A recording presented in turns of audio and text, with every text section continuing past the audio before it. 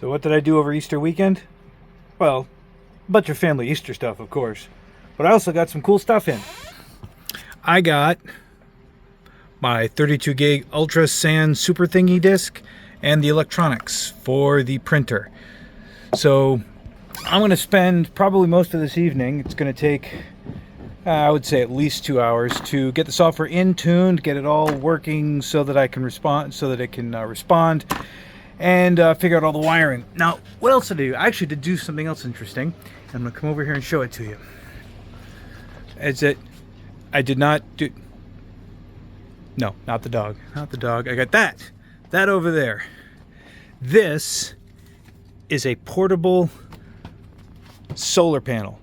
And I thought, wouldn't it be cool if I could run at least some of my office, or workshop rather, on solar power? So I got a 220 watt collapsible, portable, deployable solar panel, and then I hooked it up to this.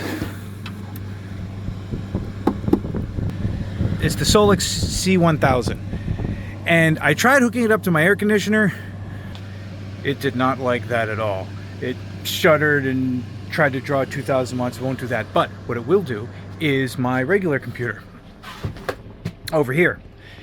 This machine, which is a A&B Zen 16 core Threadripper. It's actually my work computer. It's a pretty beefy machine and is used for compiling and working with my... sometimes I have to use the Xbox dev kit. Other times I'm using the PS5 dev kit, or just I work with Unreal 5. My day job, I think I've mentioned this a few times. My day job is a game programmer. It will run. This machine runs around 190, 180 watts of power. Is what it actually draws from the Solix when it's not doing 3D graphics. As soon as I do kick on the 3D graphics, it's got a 4080 in there. It draws 220, 240 watts. Draws a whole bunch more power, and that's what the Solix says.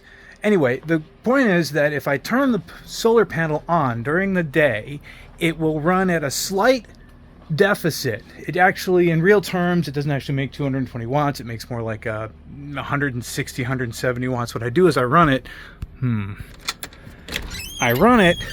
Yeah, no, it's night. This is getting long. Oh my gosh. Anyway, the other thing I had to do is my daughter came to me and said, "Hey, Daddy, can you make a little mini library?" This is a thing where you put up a little thing that has as a shelf, and people can leave a book or take a book in a public park. And anyway, yes. So I went out to Home Depot and I got a whole bunch of material, and let me show it to you. I think I can probably head upstairs.